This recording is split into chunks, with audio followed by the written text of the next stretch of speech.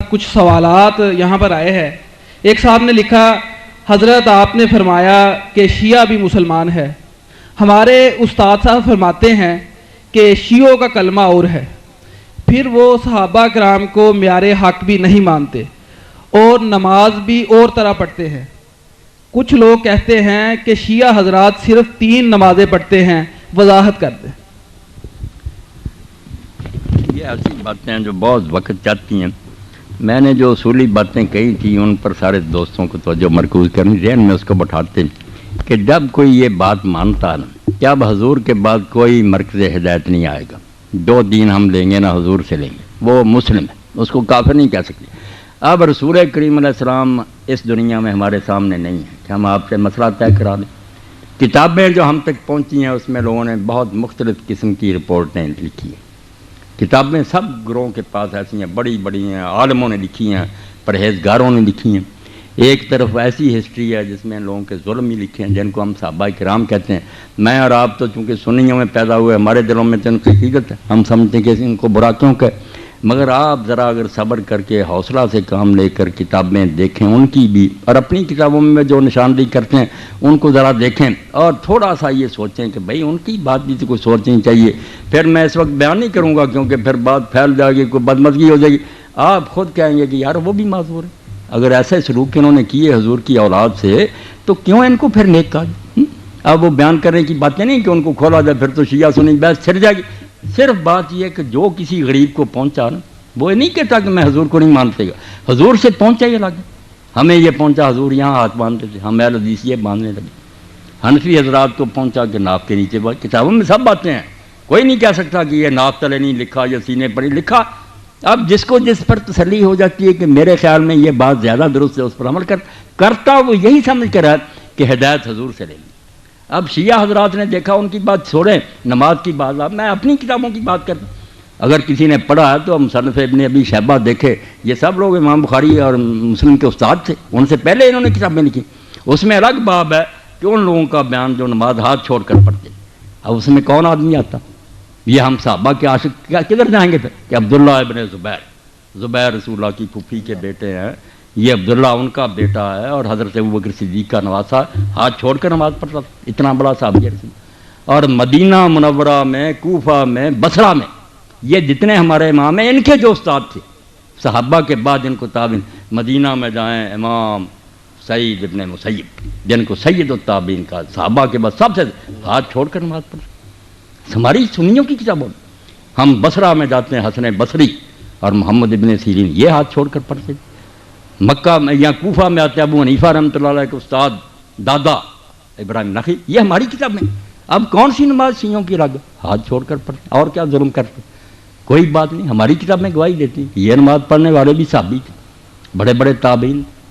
اور کوئی بات بتائیں، یہ کلمے کی کیا بات ہے؟ کلمے کی کوئی بات نہیں، یہ بھی انہوں پڑھ مولویوں نے بات بنا رکھی ہے، جو کلمہ ہم پڑھتے ہیں ناراض نہ ہونا، آپ بات چل پڑیے۔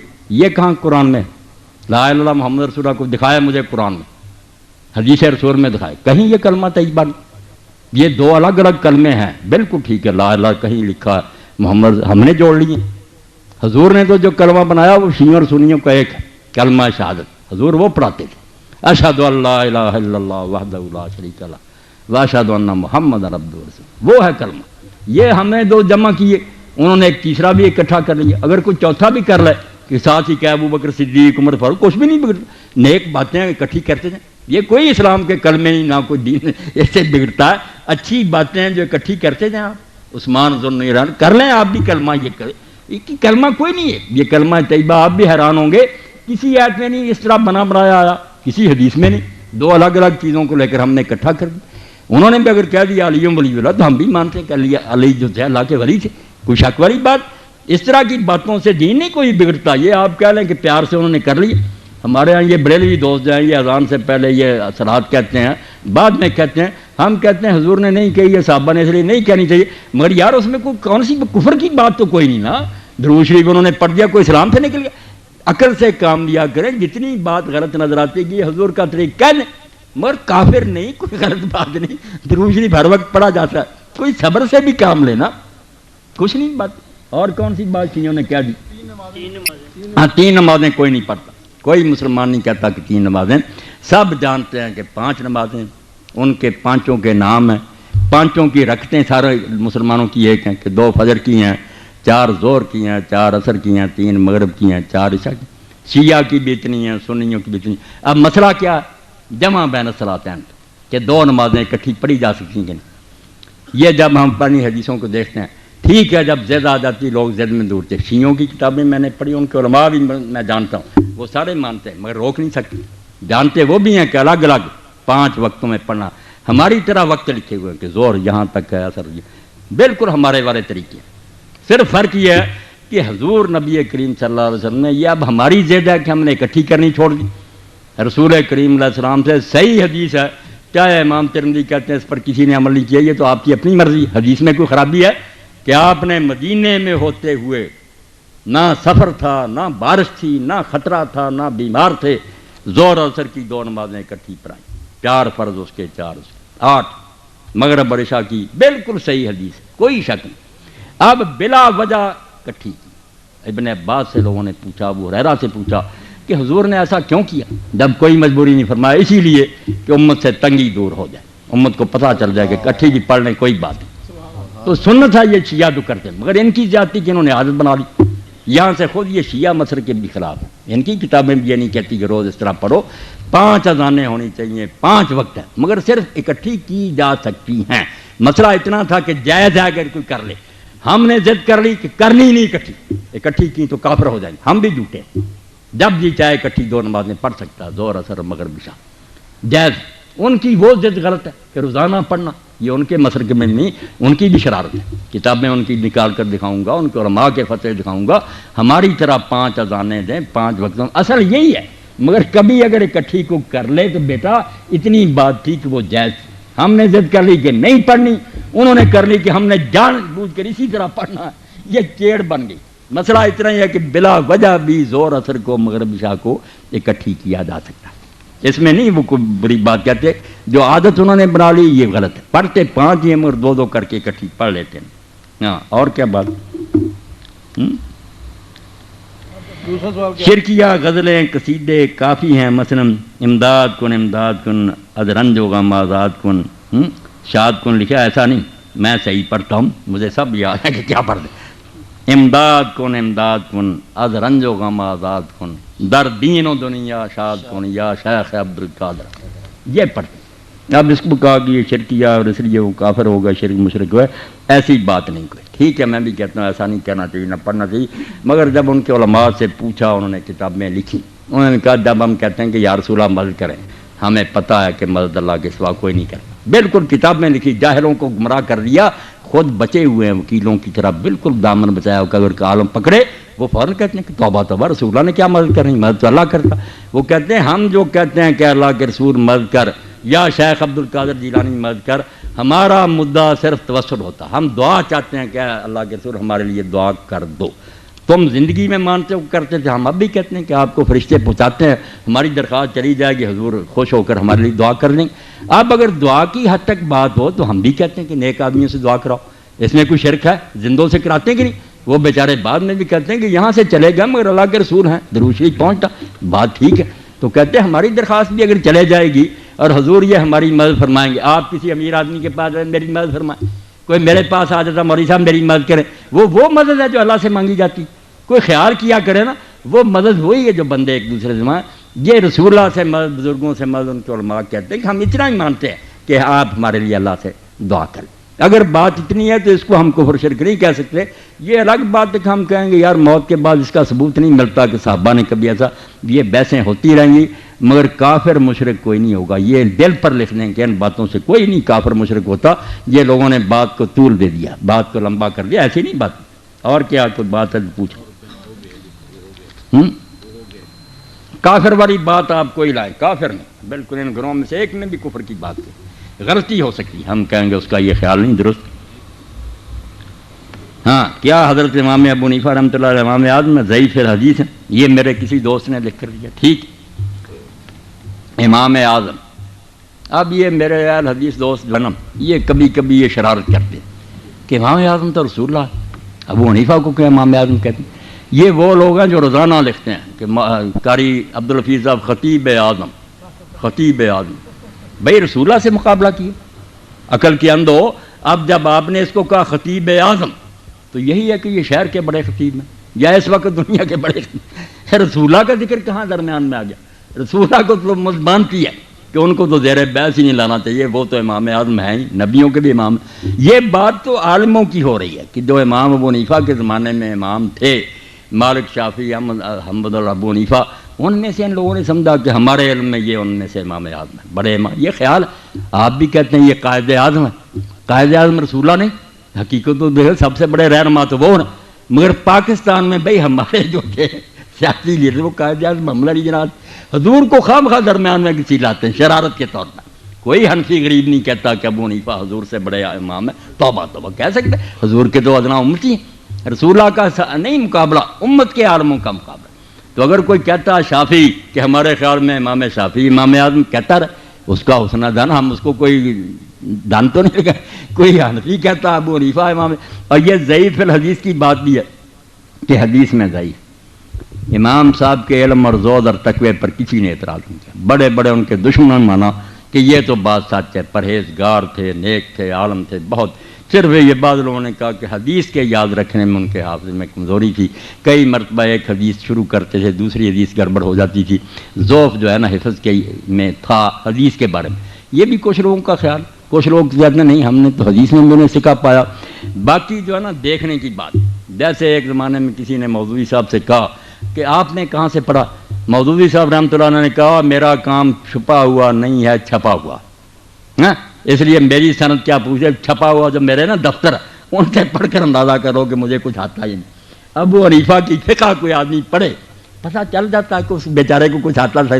میں بیچارہ کہتا ہوں ورنہ میرا یقین ہے کہ اس پائے کا کوئی فقہ پیدا نہیں ہوتا۔ ناراض نہ ہونا، بے شک کہہ رہے حدیثوں میں سے مجھے گن نہیں، میں نے ان کی فقہ پڑھی، ان کے مسائل دیکھے، یہ جیسے کہہ دیتے ہیں حقیقت الفقہ لکھ لی، اب میں نے اس پر جو تبصرہ کیا، یہ تازہ چھپائی سرور اعظم صاحب نے، پرانی تھی شرارت کے طور پر چھاپ دی کہ 500 مسئلہ فقہ کا غلط ہے، اور اس نے تازہ کتابیں منگوا کر نمبر بھی دیا کہ میں نے چیک کر لیا۔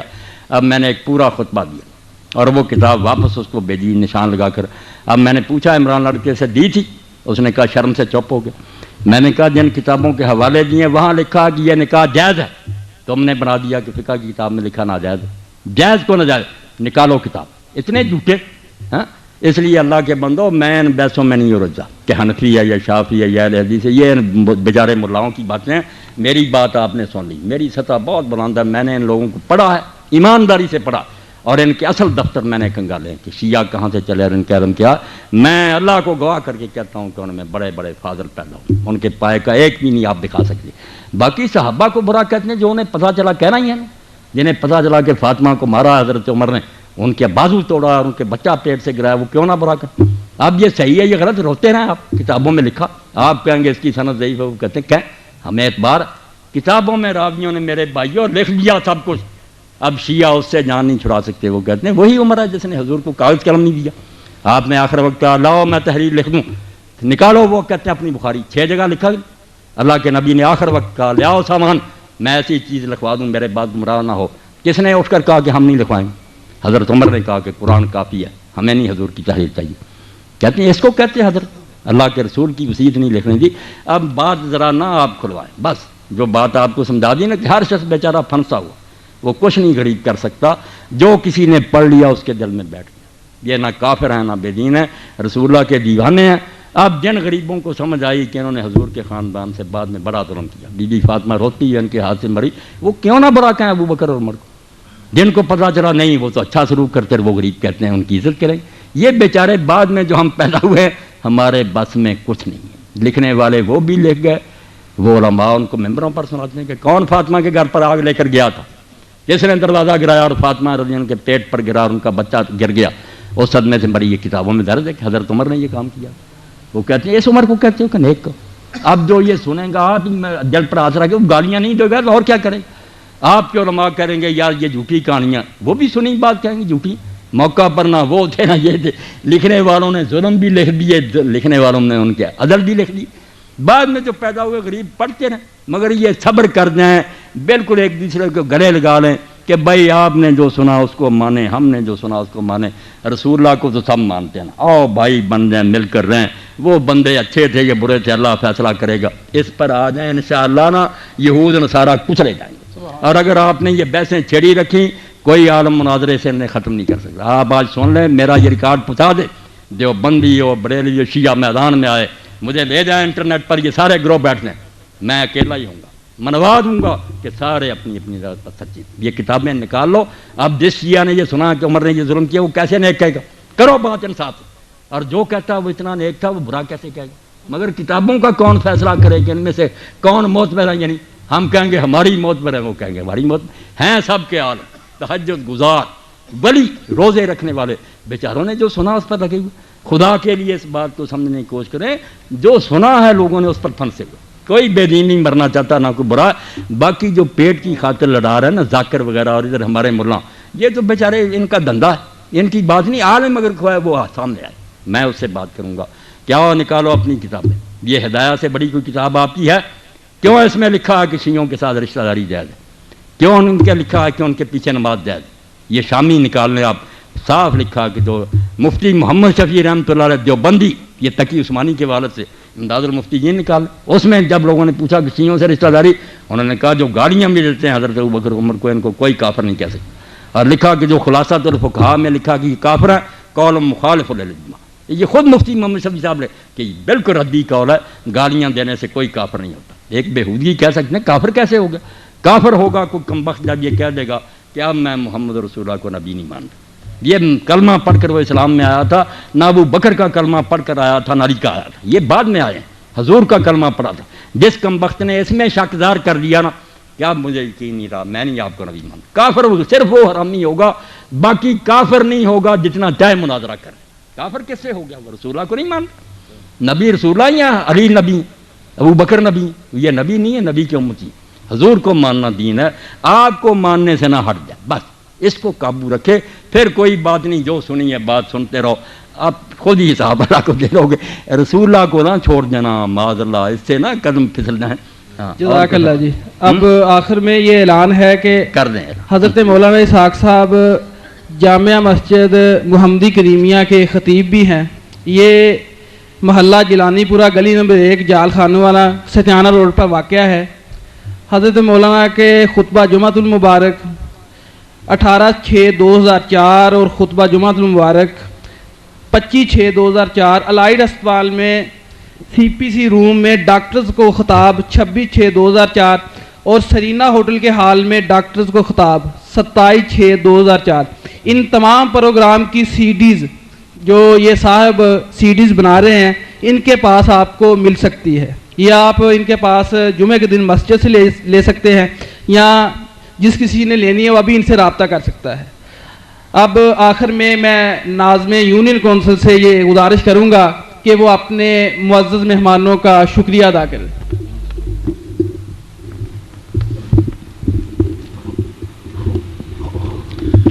نحمدہ ونصلی علی رسولہ الکریم. فاعوذ باللہ من الشیطان الرجیم. بسم اللہ الرحمن الرحیم. سب سے پہلے میں جناب مولانا محمد اسحاق صاحب کا شکریہ ادا کرتا ہوں کہ انہوں نے ہمارے محلہ کو یہ سعادت بخشی اور اتحاد بین المسلمین کا ایک ایسا درس دیا جو واقعی اسلام کی صحیح ترجمانی کرتا ہے. مجھے یہاں کہنا پڑے گا کہ علامہ اقبال حکیم الامت نے بھی اسی چیز کی ترجمانی کی ہے. وہ فرماتے ہیں مٹا دی ہم نے جو اسلاف سے میراث پائی تھی، سریا سے زمین پر ہم کو آسمان دے مارا، بنائے تجھے اس قوم نے پالا ہے آگوش محبت میں، کچل ڈالا ہے جس نے پاؤں میں تاجے سرے دارا. بنائی ہیں کتابیں جو کہ تیرے آبا نے، جو دیکھوں ان کو یورپ میں تو دل ہوتا ہے سی پارا. اگر چاہوں تو نقشہ کھینچ کر الفاظ میں رکھ دوں، مگر تیرے تخیل سے فزوں تر ہے یہ نظارہ۔ میرے عزیز دوستو، اعلیٰ حضرت نے ہمیں جو درس دیا ہے، ہم سب کا یہ فرض بنتا ہے کہ ہم اس پر عمل کریں، اور صرف زبان سے ہی نہیں، عمل سے ثابت کریں۔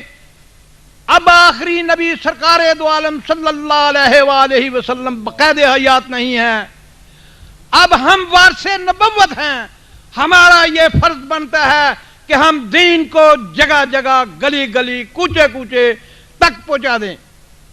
ماں باپ سے پوچھا جائے گا کہ انہوں نے اپنی اولاد کو صحیح دین کیوں نہیں بتایا، علماء سے پوچھا جائے گا انہوں نے عوام کو صحیح دین کیوں نہیں بچایا، حتیٰ کہ ہر اس شخص سے پوچھا جائے گا جس کو دین کی ایک بات بھی آتی ہے، اس نے دوسرے کو کیوں نہیں بتائی۔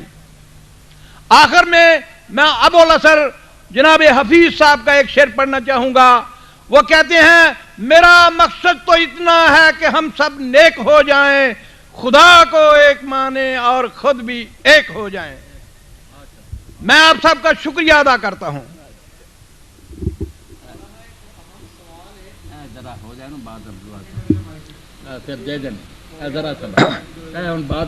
میں آپ سب کا شکریہ ادا کرتا ہوں کہ آپ اپنی گناگو مصیبات کو سے فارغ ہو کر یہاں پر تشریف لائے، اور یہ آپ کی بہت بڑی مہربانی ہے۔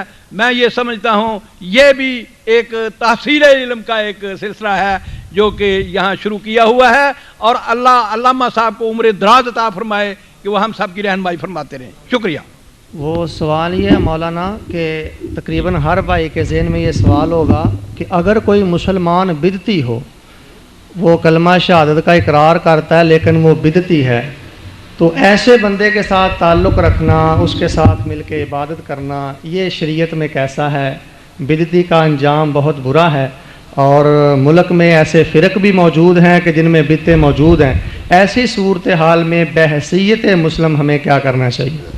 مضمون ایک علیحدہ ہے۔ یہ میرے بھائی ہیں عبد المنان صاحب، انہوں نے جو بات دہرائی، یہ چیزیں ہیں تو اس لائق کے تفصیل سے نہیں سمجھا جائے۔ یہ ان پر ناراض نہیں میں ہوتا، شیعوں کے بارے میں یا اہل بیت کے بارے میں یا دوسرے حنفی سب کے بارے میں جو ذہنوں میں نا مغالطے دور کرنے چاہیے۔ میں مغالطے کہوں گا، ایک دوسرے کو پڑھتے نہیں، اس لیے طرح طرح کے سوال ہیں۔ میں جن نے اہل بیت کی بات کی ہے نا، جانتا ہوں کہ اہل بیت یہ ایسے کام کرتے ہیں، یہ بیتی لوگ ہیں۔ آپ سمجھ لیں بات ہے کہ انجام ان بیچاروں کا کیا برا ہوگا، جب کہ دین میں دو گروہ علماء کے، ظاہروں کی بات نہیں، علماء کے دو گروہ شروع سے چلے آتے ہیں، بڑے بڑے امام اور عالم۔ ایک تو گروہ ان لوگوں کا ہے جو یہ کہتے ہیں کہ ہر بدعت بری نہیں ہے، کل بدعت نظرارہ جو ہے یہ مخصوص ہے، عام نہیں ہے۔ کتنی چیزیں جو بعد میں نئی نکلی ہیں اور ان کو کوئی برا نہیں کہتا۔ خاص کر اہل سنت کے سب طبقات مانتے ہیں، اہل حدیث بھی مانتے دوسرے۔ یہ دو اذانیں کی جمع کی سب جانتے ہیں کہ یہ رسول اللہ کے زمانے میں نہیں تھی، حضرت ابوبکر کے زمانہ میں نہیں تھی، عمر رضی اللہ عنہ کے زمانہ میں نہیں تھی۔ یہ دو اذانیں جمع کی نا، ایک پہلے ہوتی ہے ایک پھر بعد میں، یہ حضرت عثمان رضی اللہ نے شروع کی۔ یہ بھائی عبد المنان بھی جانتے ہیں، صحیح بخاری مسلم سب میں۔ اب کون اس پر کہتا ہے کہ حضرت عثمان بدعتی تھے، یا جو یہ لوگ اذانیں دیتے ہیں دو بدعتی سارے دے رہے، یہ بدعت نہیں، حالانکہ نئی بات نکلی ہے۔ تو پھر اس لیے بڑا گروہ علماء کا، بڑے بڑے ان کے نام کیا بتاؤں، وہ کہتے ہیں کہ ہر بدعت بدعت سیاح نہیں ہے۔ بدعت دو قسم کی ہے، کہ سیاح کہ نئی بھی ہے اور بری ہے، دین کو نقصان اس سے پہنچتا۔ ایک ہے کہ وہ نئی ہیں باتیں مگر دین سے نہیں بگڑتا، دین کی رونق ان سے بڑھتی، اس کو وہ بدعت حسنہ کہتی ہے۔ اس کی بہت دلیلیں دیتی ہے، ایک میں نے دے دی۔ اسی طرح تراویح کی جماعت کے بارے میں کہتے ہیں کہ رسول اللہ نے یہ بند کر دی تھی، حضرت عمر نے اپنے زمانے میں باقاعدہ شروع کی، اب ہر جگہ ہو رہی۔ تو یہ کہتے ہیں کہ دیکھا چیزیں نئی ہیں مگر اچھی، کوئی بری نہیں۔ اسی طرح وہ گروہ ہے نا، وہ ان علماء کا حامی، یہ امام نووی ہیں، ابن عبدالسلام ہیں، ابن حجر، حافظ ابن حجر فتح الباری میں کہتے ہیں، شوکانی کہتے ہیں، یہ اہل حدیث کے علماء، وہ کہتے ہیں بالکل ٹھیک، ہر بیت بری نہیں، بیت 5 طرح کی ہے، ایک حرام ہے، ایک مباح ہے، ایک مکروہ ہے، ایک جو ہے نا وہ بالکل واجب ہے، فرض ہے وہ بدعت۔ کہ یہ بدعتی فرقوں سے جو ہم مناظرے کرتے ہیں، علم کلام کی کتابیں لکھی ہیں، وہ کہتے ہیں کہاں تھی پہلے، لکھنی پڑی۔ تو یہ بحث علمی ہے، وہ کہتے ہیں ٹھیک ہے۔ ایک گروہ تھوڑا چھوٹا جو کہتا ہے نہیں دین میں ہر بدعت گمراہی ہے، تو یہ مسئلہ علمی ہے، جھگڑے کی بات نہیں، اس بار ہم کہے وہ بیٹی ہو گئے. وہ کہتے ہیں اگر ہم نے قرآن مجید کھانے پر پڑھ لیا، اذان سے پہلے صلوات کے کوئی برا کام نئی ہے ضرور، مگر دین درود شریف کو بھی جائز کرتا ہے، قرآن پڑھنے کو بھی جائز کرتا، تو اس کو وہ بدعت حسنہ میں داخل کرتے ہیں. میں نے بڑے بڑے علماء کا حوالہ دیا، عبد المنان صاحب کو میں پھر بعد میں بھی دکھاؤں گا، بڑے بڑے کہ ہر بدعت کو نہ برا کہو، کئی چیزیں بدعت ہوتی ہیں مگر وہ بہت اچھی ہوتی ہیں. وہ اس پہ لگے ہوئے وہ علماء جو ہیں بیچارے کہتے ہیں ہم مانتے ہیں کہ یہ چیزیں سب نئی ہیں مگر کوئی بری نہیں، میلاد شریف نئی بات ہے، مگر یار سال بعد حضور کی محبت بڑھاتے ہیں، رونق بڑھاتے ہیں، مسلمانوں کو توجہ دلاتے ہیں، کتنا نبی اعلیٰ تمہیں خدا نے دیا. تو یہ بدعت حسنہ ہے، مانتے ہیں کہ نئی ہے مگر اچھی ہے. تو یہ پیچھے سے اختلاف چلا آ رہا، بڑے بڑے علماء، اس سے کوئی انجام نہیں برا ہوگا ان کے پیروں کو. بلکہ امام ابن تیمیہ جن کو جانتے ہیں عبد المنان صاحب کے ہمارے بہت بڑے علماء میں سے، انہوں نے خود یہ کہا اقتداء الصراط المستقیم میں کہ یہ لوگ بدعت جو کرتے ہیں وہ ان کے خلاف ہی تھے، مگر انہوں نے کہا آپ کو پتہ ہونا چاہیے کہ اللہ تعالیٰ ان کی نیت کا ان کو ثواب دے گا، بدعت ہونے کا عذاب ہوگا مگر اس لیے کہ وہ کرتے کیوں، حضور کی محبت میں کرتے ہیں. کہتے ہیں یہ نیت تو بہت اعلیٰ، اس کا ثواب بھی تولا جائے گا، اگر یہ بڑھ گئی محبت تو بدعت کا عذاب جو ہے کم ہو جائے گا، اللہ تولے گا او میرے نبی کی محبت میں کی. یہ خود انہوں نے کہا کہ میرے خیال میں ہیں یہ بدعت کرتے مگر مقصد بہت اعلیٰ، اللہ اگر اس مقصد سے خوش ہو گیا کہ نیت تو نیک تھی ان کی، تو آپ دخل نہ دیں، کسی کو دوزخ نہ بھیجیں، کچھ نہ کہیں. اپنی حد تک اگر آپ سمجھتے ہیں یہ کام نہیں ہونا چاہیے، میں بھی نہیں کرتا، آپ بھی نہ کریں، مگر کرنے والوں کو دعائی خدا کی نہ کافر کہیں نہ دوزخی کہیں، وہ بھی ہمارے بھائی ہیں، اللہ رسول کے دیوانے ہیں. بس ایک ہی بات جیسے میاں عبد الواحد نے کہی، میں نہیں اعلیٰ حضرت کو بولتا، مولانا احمد رضا خان رحمۃ اللہ علیہ کو میں نے پڑھا، ان کے فتاوے سارے جلدیں میرے پاس ہیں، ان کا یہ شعر میں نے بار بار دہرایا، اور یہ طارق نے بھی ایک دن پڑھا اور نیازی صاحب نے مجھے بتایا کہ بڑا رویا، نوجوان اپنی دکان میں رویا. مولانا نے کیا کہا، لحد میں کہتے ہیں اب قبر میں تو جانا ہی تھا، پتہ تھا مرنا، لحد میں عشق رخ شاہ کا داغ لے کے چلے. ہم قبر میں کیا لے گئے، کچھ پلے نہیں تھا، رسول کی محبت کا داغ لے گئے. دل پر داغ لگا ہوا تھا، فرشتوں نے دیکھا، لحد میں عشق رخ شاہ کا داغ لے کے چلے، اندھیری رات سنی تھی چراغ لے کے چلے. کیسے دوزخ میں آپ بھیجتے ہیں، مجھے تو حیرانی. اللہ سے ڈر جائیں، کسی کو نہ دوزخی کہیں نہ کافر کہیں. آپ کے علم میں جو بات ہے نا کہ صحیح اس طرح ہونا، آپ بے شک کریں مگر دوسروں کے پیچھے لٹ لے کے نہ جائیں. آپ یہ روایتیں میں پڑھ دوں، نیازی صاحب جیسے ابن ماجہ میں یہ لوگ پڑھ لیتے ہیں کہ بدعتی کا اللہ نہ حج قبول کرے گا، نہ روزہ قبول کرے گا، نہ اس کی توبہ قبول کرے گا. یہ بہت پیش کرتے رہتے ہیں، جو بندی عالم بھی پیش کرتے ہیں، مولانا سرفراز صفدر صاحب یہ بھی کرتے ہیں اہل حدیث. اور میں کہتا ہوں اس موضوع روایت کو پیش کرتے ہیں، وہ تو دوزخ میں جائیں گے ہی نہیں، آپ چلے جائیں گے. یہ حدیث جھوٹی ہے، ضعیف بھی نہیں، موضوع ہے. من گھڑت روایت کی بنیاد پر ان بیچاروں کو کہتے ہیں ان کا روزہ حج قبول نہیں ہوگا. پہلے آپ تو اپنا علم کمپلیٹ کریں نا، کہ جو باتیں آپ کہتے ہیں وہ ٹھیک ہے، آپ خود ہی حدیثیں جڑ ہی لیے پڑھیں کہ بدعتی کہ اللہ توبہ نہیں قبول کی، یہ بھی حدیث ضعیف ہے، کوئی صحیح نہیں. آپ خدا کے لیے ڈر دیں، بالکل کسی بیچارے کچھ نہ کہو. میں تو اللہ کی قسم جب جاتا ہوں دیکھتا ہوں بریلیوں میں، مجھے وہاں بھی خوشی ہوتی کہ یہ بھی میرے نبی کے دیوانے. شیعوں کی مسجدوں میں جاتا ہوں، ان کے ساتھ بھی پڑھتا ہوں، مجھے کیا تکلیف، وہ اللہ کے رسول کا کلمہ پڑھ، مجھے رسول کی نسبت سب سے پیاری ہے. یہ گواہ ہے آپ دن قیامت کے کیا دیں کہ مولوی اسحاق نے کہا تھا میں ہر شے چھوڑ سکتا ہوں مگر اپنے نبی کے نام لینے والے کو نہیں چھوڑ سکتا. مجھے نہیں اس سے ناراضگی، آپ ناراض ہوتے رہے. وہ کسی بزرگ کو نہیں مانتا، نہ مانے، میرے نبی کو مانتا. بس آخری ایک حوالہ عبد المنان بھی سنیں آپ، یہ اس کی بات ہے جس کو ہم اہل سنت شیخ الاکبر کہتے ہیں کہ اولیاء کا سردار ہے وہ محی الدین ابن عربی. وہ خود لکھتے ہیں لطائف المنن کے کہ میرے جو شیخ تھے پیر شیخ ابو مدین مغربی. اب شیخ ابو مدین مغربی میں سب کو جانتا ہوں نا، یہ مولانا کی طرح وہ شیخ عبد القادر جیلانی کے خلیفہ تھے. شیخ عبد القادر جیلانی پیران پیر کے خلیفہ تھے ابو مدین، ان کے مرید تھے شیخ اکبر محی الدین ابن عربی. تو شیخ فرماتے ہیں کہ میں ایک عالم سے ناراض تھا، میرے شہر کا عالم تھا، میں نہیں اس کو اچھا جانتا تھا. کیوں؟ کیونکہ وہ میرے مرشد کے خلاف تھا. وہ شیخ ابو مدین مغربی کو نہیں اچھا کہتا تھا، اس لیے میں اس عالم سے ناراض تھا. مگر ہوا کیا پھر، یہ کسی اور نے نہیں بتایا، خود شیخ اکرم نے بتایا کہ میں نے خواب میں اللہ کے رسول کو دیکھا اور حضور کو اتنا ناراض پایا کہ اتنا ناراض کبھی نہیں کسی کو دیکھا. حضور نے پوچھا کہ محی الدین تو فلاں عالم سے ناراض ہے، پلے باندھو اس بات کو، نہ رو صحابہ کو نہ کسی کو، نبی کو رو. پوچھا میرے اس عالم سے کیوں ناراض ہے، فرمایا وہ میرے پیر کو اچھا نہیں جانتا. تو محی الدین کہتے ہیں حضور نے رنج سے فرمایا کہ تیرے پیر کو نہیں مانتا، مجھے مانتا یہ نہیں مانتا، اور ظالم تیرے پیر کو ماننا کب سے دین بنا، مجھے مانتا، حیا کر جا کر اس سے معافی مانگ، صلح کر۔ صبح ہی جا کر شیخ نے اس سے معافی مانگی کہ میرے پیر کو یار مان یا نہ مان، وہ تو میرے دل کی بات، نبی تو اللہ نے محمد رسول اللہ کو بھیجا، اگر تو اس کو مانتا بات ختم۔ اس کو اللہ کے لیے کسی طرح آج دل میں بٹھائیں نا، آج کے درس کا خلاصہ کہ رسول اللہ کی بات کریں، باقی کو چھوڑیں۔ جو اچھا نظر آتا ہے جس کو وہ اچھا سمجھے، بسم اللہ ادب کرے، جس کو نہیں اچھا نظر آتا وہ برا کرے۔ وہ بھی برا اسی لیے کہتا ہے کہ اس کو پتہ چلا اس نے حضور سے اچھا سلوک نہیں کیا، صحیح پتہ چلا یہ غلط، یہ روتے رہے۔ کتابوں میں لکھا گیا، اب لوگ بعد میں آنے والے کیا کریں، ہاں آپ صحابہ کا عدل سناتے رہیں، وہ ان کے ظلم سناتے رہیں۔ کتابوں میں نکال دوں گا، دونوں طریقے نکال دوں گا، لکھ لیا لکھ دینے والا، بعد والے غریب کدھر جائیں، جس کو جس پر اعتبار آ گیا اس پر لگ گیا۔ شکر کریں کہ کسی کو مانتا ہے یا نہیں مانتا، ایک کو مانتا ہے جس کو اللہ نے آسمان سے بھیجا، وہ کون ہے؟ محمد رسول اللہ صلی اللہ علیہ وسلم۔ اس کو نہ چھوڑیں اور باتیں آپ ختم کریں۔ جزاکم اللہ خیر۔ الحمدللہ رب العالمین والصلاة والسلام علی رسولہ الکریم سیدنا و نبینا و مولانا محمد وعلی آلہ واصحابہ اجمعین۔ اللہم اغفر للمؤمنین والمؤمنات والمسلمین والمسلمات الاحیاء منهم والاموات۔ اللہم انصر الاسلام والمسلمین واخذل الکفرۃ والمشرکین۔ ربنا افرغ علینا صبرا وثبت اقدامنا وانصرنا على القوم الکافرین۔ ربنا هب لنا من ازواجنا وذریاتنا قرۃ اعین واجعلنا للمتقین اماما۔